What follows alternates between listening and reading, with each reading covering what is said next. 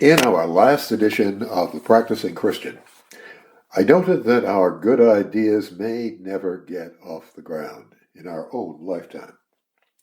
I wrote that we shouldn't worry about this, nor should we be obsessed or spend a lifetime pushing on just one idea.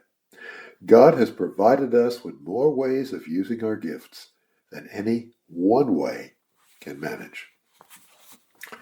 This is The Practicing Christian, and this week's report is on If at First You Don't Succeed. Well, try again, or at least that's the standard phrase. Many would add, then give up. There's no sense in being a damn fool over the whole thing. The word damned is closely related to the word condemned.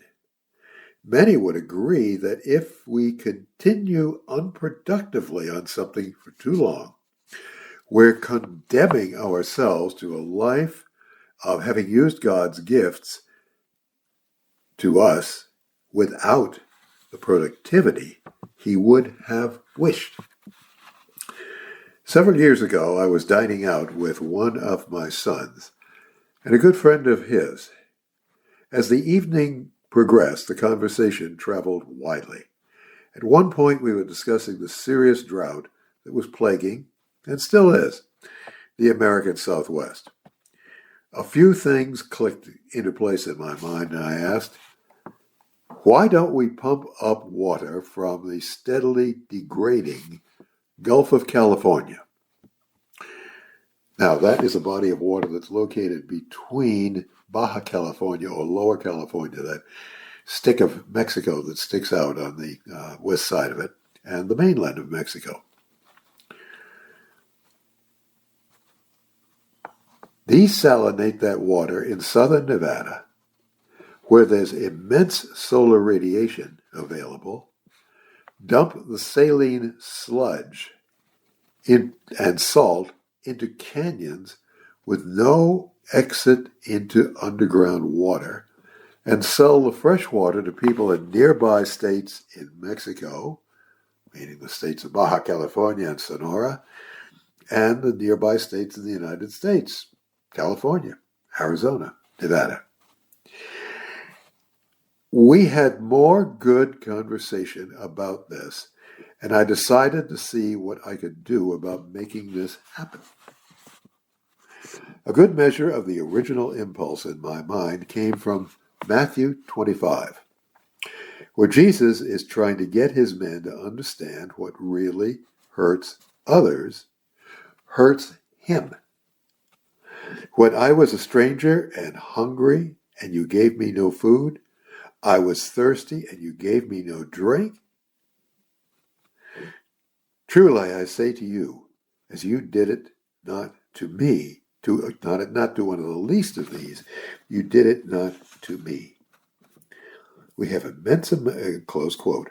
We have immense amount of solar energy, engineering skill, and I think a great opportunity here.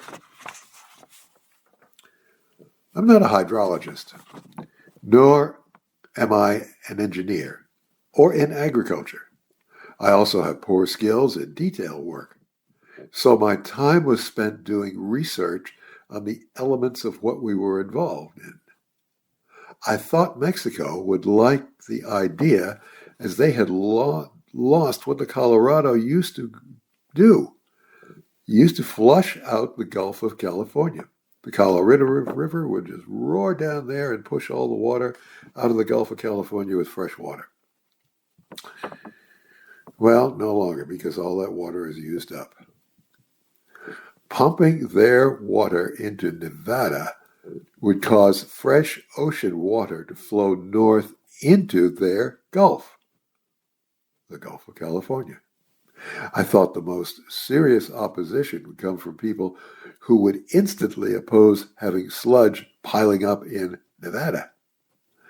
But in the Great Basin, there are many desolate areas with no drainage to the sea, where salty sludge could be left to dry and not affect anyone else for centuries, if even then. So, after several years of no resulting action, I'm sending out a final report on what I call Project Desert Rain. Let someone else get this going, and good luck to him. That's why I wrote last week of letting new ideas come into our minds.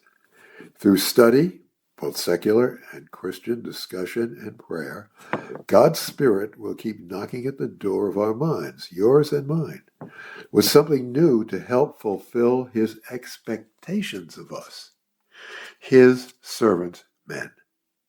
In the meantime, ideas such as Project Desert Rain are still likely to originate in the fertile minds of those who like to serve our Lord by solving problems.